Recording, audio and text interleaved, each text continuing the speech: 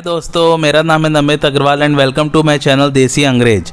आज मैं जिस सीरीज़ की बात करने जा रहा हूँ वो ऑलमोस्ट सभी लोगों ने देख रखी है, पर फिर भी मेरा मन किया कि मैं इसको ज़रूर इसका रिव्यू करूँ हिंदी में, क्योंकि ये सीरीज़ जो है काफ़ी लोगों को पसंद आई। मेरी भी पसंदीदा सीरीज़ में से एक है। आज जिसका रिव्यू करने जा रहा हूँ उसका नाम है गेम ऑफ थ्रोन्स। जी हाँ, बिल्कुल सही समझा आपने, गेम ऑफ थ्रोन्स, जिसमें हैं ड्रैगन्स बहुत सारे। ये स्टार्ट हुआ था 2011 में। इसमें टोटल सीजन्स है 8, टोटल नंबर ऑफ एपिसोड है 73। पहले 6 सीज़न में 10 एपिसोड्स है, लास्ट के 2 सीज़न में 7 और 6 एपिसोड है।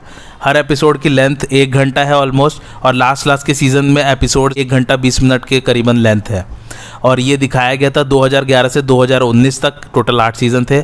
ये क्रिएट किया गया है David Benioff and dB vice द्वारा, और मेन स्टार्स है इसके Emilia Clarke, Peter Dinklage, Kit Harington. जिस नेटवर्क पर दिखाया गया था उसका नाम है HBO, और ये बहुत सारी लोकेशंस पे शूट हुआ है। United Kingdom, Canada, Croatia, Iceland, Malta, Morocco, Spain और भी बहुत सारी जगह। वैसे ये सब इन्फो आपको IMDb पर मिल जाएगी, उसका लिंक मैंने डिस्क्रिप्शन में डाल दिया है। और हाँ, आप लोग जल्दी से मेरे चैनल को सब्सक्राइब कर लीजिए ताकि और भी जो नई नई TV सीरीज़ मैं रिव्यू करने वाला हूँ आपको उसका नोटिफिकेशन मिल जाए। तो अब अगर मैं कहानी की बात करूं तो एक वेस्ट्रोस के नाम से बड़ा सा राज्य दिखाया गया है, जिसके सिंहासन को पाने के लिए 9 रॉयल फैमिलीज आपस में लड़ रही हैं। और सिंहासन को हम इंग्लिश में क्या बोलते हैं? थ्रोन। तो आप समझ ही गए होंगे कि थ्रोन के लिए लड़ाई चल रही है, इसलिए TV सीरीज़ का नाम है गेम ऑफ थ्रोन्स। और एक बहुत पुरानी डेड आर्मी है जो वापस जिंदा हो जाती है, तो उसे भी सब लोगों को मिलकर रोकना है। लेकिन यूनिटी किसी में भी नहीं है, जो 9 रॉयल फैमिलीज है किसी में भी यूनिटी नहीं है। तो हाँ, इसमें थोड़ा सा जो है ज़ॉम्बी वाला एंगल भी है।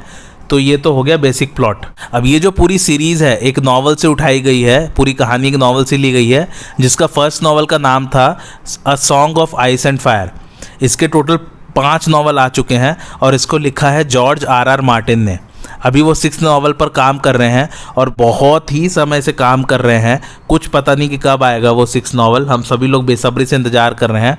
ऐसा मैं इसलिए कह रहा हूँ क्योंकि मैंने ऑलरेडी 5 नॉवल्स पढ़े हुए हैं, तो मुझे तो बहुत ज़्यादा बेसब्री है कि 6th नॉवल जल्दी से और मैं उसे पढ़ूँ। और हाँ, ऑब्वियसली एक बात और कहना चाहता हूँ मैं कि नॉवेल्स जो हैं वो बेटर हैं सीरीज़ से, होते ही हैं, क्योंकि नॉवेल्स में क्या है, बहुत ही डिस्क्रिप्शन में और बहुत ही अच्छे से उसमें कहानी बताई जाती है, जो TV सीरीज़ में मुश्किल हो जाता है दिखाना। और इसमें इसलिए भी मुश्किल है दिखाना क्योंकि नॉवेल्स बहुत बड़े बड़े हैं, और बड़े बड़े बोले तो 1500 पेजेस की एक नॉवल है।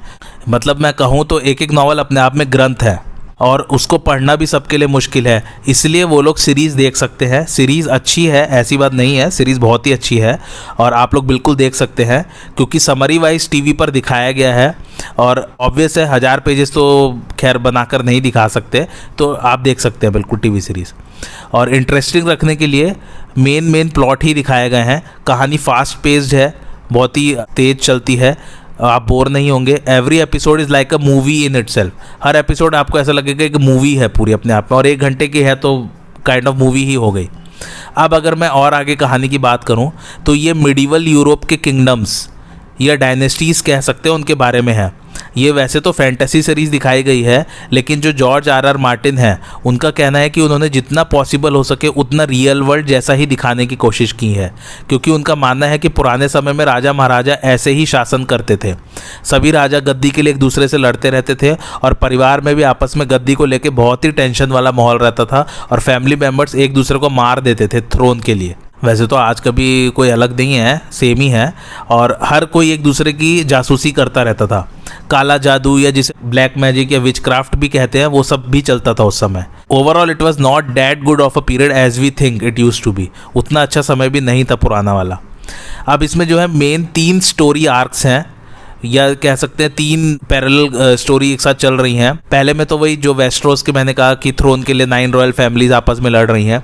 दूसरा ये है कि उस थ्रोन पे जो लास्ट फैमिली रूल कर रही थी, उनकी डायनेस्टी को जो है देश निकाला दे दिया गया था, या जिसे हम इंग्लिश में एक्साइल कहते हैं, और वो एसोस में रह रही है। एसोस एक जगह बताई है इसमें, और वो वहीं से जो है कोशिश कर रही है कि वापस थ्रोन मिल जाए, वो वापस कब्जा पाने की कोशिश कर रही है। तीसरी स्टोरी है नाइट्स वॉच की। तो नाइट्स वॉच जो है नाम की एक आर्मी है जो सभी साम्राज्यों की सुरक्षा के लिए बनाई गई है। लेकिन सुरक्षा किससे? तो इसमें जो है एक आर्मी ऑफ द अनडेड है, मतलब एक मुर्दों की सेना कह सकते हैं हिंदी में, और एक राजा है जिससे इसमें नाइट किंग बोलते हैं। और उसकी सेना के सिपाही को व्हाइट वॉकर्स नाम दिया गया है इस सीरीज़ में। तो ये तो हो गए 3 मेन स्टोरी, और भी बहुत सारी छोटी छोटी स्टोरीज जो है पैरेलल पे चलती रहती है, छोटी भी बड़ी भी। अब बारी आती है सुपर नेचुरल एलिमेंट की। तो इसमें जैसा मैंने शुरू में ही कहा था, इसमें है ड्रैगन्स, बहुत सारे ड्रैगन्स, बहुत सारे तो नहीं, 3 ड्रैगन्स है बेसिकली। और स्पेशल इफेक्ट इतना अच्छा है कि आप सिर्फ ड्रैगन्स को ही देख के खुश हो जाएंगे। ये ड्रैगन्स वाले एलिमेंट इसको बाकी सब सीरीज से बहुत अलग कर देती है। और भी बहुत सारे इसमें सुपर नेचुरल एलिमेंट्स हैं, जैसे कि विचक्राफ्ट दिखाया गया है। एक बच्चा है जिसे पास्ट और फ्यूचर सब कुछ दिखता है और वो अपने आप को किसी की भी बॉडी में ट्रांसफ़र कर सकता है। तो बिल्कुल है ना एकदम यूनिक। अब अगर सेटअप की बात की जाए तो स्टूडियो में तो शूटिंग हुई ही है, लेकिन ज़्यादातर शूटिंग रियल वर्ल्ड में हुई है, जैसे स्कॉटलैंड, स्पेन, मोरक्को, क्रोएशिया। मैंने आपको बताया ही शुरू में लोकेशंस ऑफ शूटिंग। तो आपको और भी मज़ा आएगा देखने में। सभी कैसल्स या महल कह सकते हैं राजाओं के जो इसमें दिखाए गए हैं वो ओरिजिनल है, और शूटिंग लोकेशंस बहुत ही सुंदर हैं। They are very beautiful. उन शूटिंग लोकेशंस पे वो कैसल्स एग्जिस्ट करते हैं। सब कुछ एकदम ग्रैंड लेवल पर किया गया है। कास्ट ब्रिलियंट है, ऑसम एक्टिंग है। खासकर एक ड्वार्फ कैरेक्टर है इसमें, ड्वार्फ को हिंदी में बौना बोलते हैं। उसकी एक्टिंग जिन्होंने की है, बहुत ही बढ़िया एक्टिंग की है उन्होंने। और एक बात और बता दूं कि ड्वार्फ का कैरेक्टर जिन्होंने निभाया है वो रियल लाइफ में भी ड्वार्फ हैं, तो उनके केस में कोई स्पेशल इफेक्ट्स यूज़ नहीं किए गए हैं।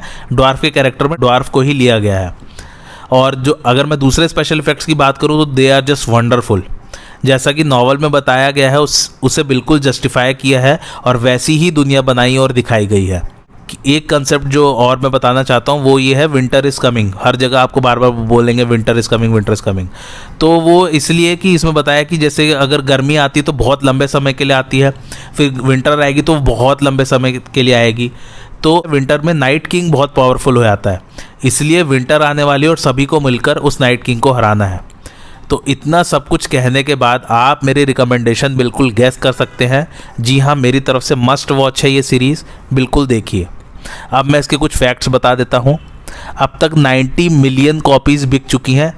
जी हाँ, 90 मिलियन बोले तो 90 मिलियन कॉपीज़ बिक चुकी हैं गेम ऑफ थ्रोन्स के नॉवेल्स की, और 45 लैंग्वेजेस में इसे ट्रांसलेट किया जा चुका है। आर मार्टिन को बहुत सारे अवार्ड्स मिल चुके हैं राइटिंग की दुनिया में। डेविड बेनियोफ ने फर्स्ट नॉवल, जो इसके क्रिएटर हैं, one of the creators of game of thrones, ने फर्स्ट नॉवल को 36 घंटे में पढ़ ली थी, और फिर उन्होंने आर मार्टिन को बुलाया इस पर टीवी सीरीज़ बनाने के लिए। मार्टिन ने सिर्फ एक सवाल किया कि जॉन स्नो की माँ कौन है, और उनको ये इसका उत्तर पता था, और बस फिर वो मान गया मार्टिन कि ठीक है टीवी सीरीज़ बनाएंगे इसके ऊपर। मार्टिन ने 80 से 90s के बीच में हॉलीवुड में भी काम किया है, और उनका कहना था कि उनके ड्राफ्ट्स हमेशा बहुत बड़े और महंगे होते थे, जिसके कारण प्रोड्यूसर उसे थोड़ा छोटा करने को कहते थे, और ये बात उन्हें पसंद नहीं आती थी। तब उन्होंने सोचा था कि एक दिन मैं इतनी बड़ी दुनिया लिखूंगा जिसमें हज़ारों कैरेक्टर्स होंगे, कहानियाँ भी बड़ी और ग्रैंड लेवल की होगी, और उसमें खूब सारे युद्ध, महल, ड्रैगन्स एक्सेट्रा होंगे, बैटल्स, कैसल्स एंड ड्रैगन्स। पांचवा फैक्ट ये है कि 6th सीजन में पर एपिसोड प्रोडक्शन कॉस्ट था 10 मिलियन, यानी कि टोटल सीजन का कॉस्ट था, production cost $100 million, which was a record for series production cost. और फाइनल सीजन तक पहुंचते पहुंचते पर एपिसोड प्रोडक्शन कॉस्ट हो गया था $15 मिलियन। अब एक फैक्ट जिसका सवाल आप सभी लोग के मन में होगा कि अगर नॉवेल्स अब तक पब्लिश नहीं हुई तो क्या गेम ऑफ थ्रोन्स एंड हो गए, या फिर नॉवेल्स पब्लिश होने के बाद और सीजन्स आएंगे? तो इसका जवाब ये है कि नहीं, और सीजन्स नहीं आएंगे। कहानी ख़त्म कर दी गई है टीवी पर। मार्टिन को एक्चुअली अब सिर्फ 2 नॉवेल्स ही पब्लिश करने हैं, तो उन्होंने राइटर्स और प्रोड्यूसर्स को एक आउटलाइन बता दिया था कि कहानी कैसे ख़त्म होगी। तो फिर राइटर्स और प्रोड्यूसर्स ने उसी बेस पर कहानी लिखी और स्टोरी एंड कर दी टीवी पर, क्योंकि वो इतना लंबा समय वेट नहीं कर सकते जब तक मार्टिन की बुक्स कंप्लीट हों।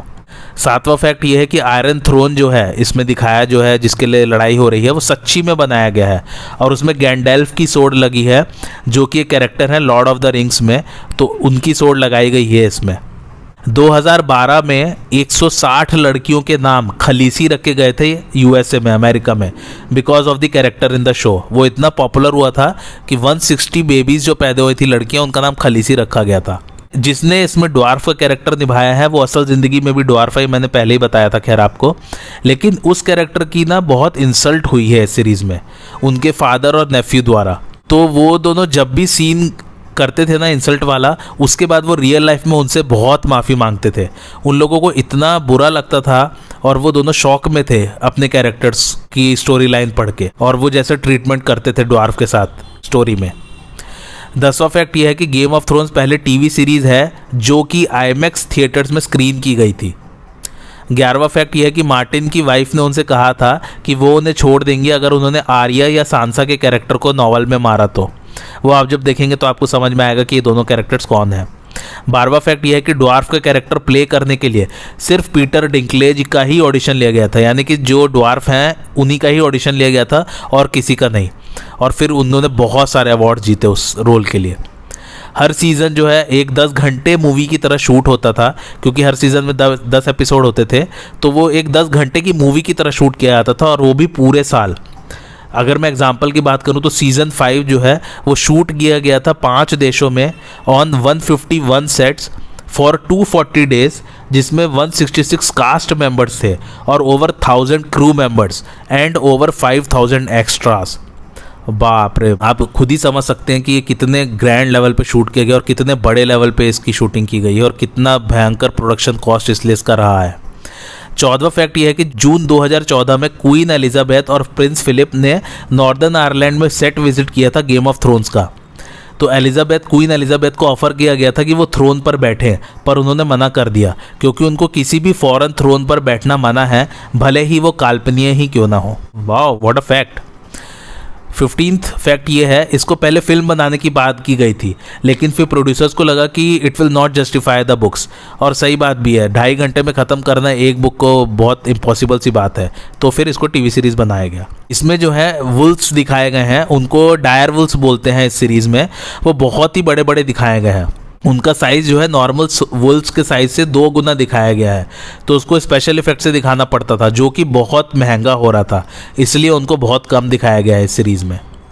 17वां फैक्ट, लास्ट फैक्ट ये है, रेड वेडिंग वाला पार्ट लिखना मार्टिन के लिए बहुत कठिन था, इसलिए उन्होंने पूरी नॉवल पहले लिखी थी और रेड वेडिंग वाला सीन सबसे लास्ट में लिखा था, क्योंकि वो सभी कैरेक्टर से इतने जुड़े हुए थे। जिन्होंने टीवी सीरीज़ देख रखी है वो समझ गए होंगे, जिन्होंने नहीं देखी है वो देखें और फिर उनको समझ में आएगा कि क्या है रेड वेडिंग।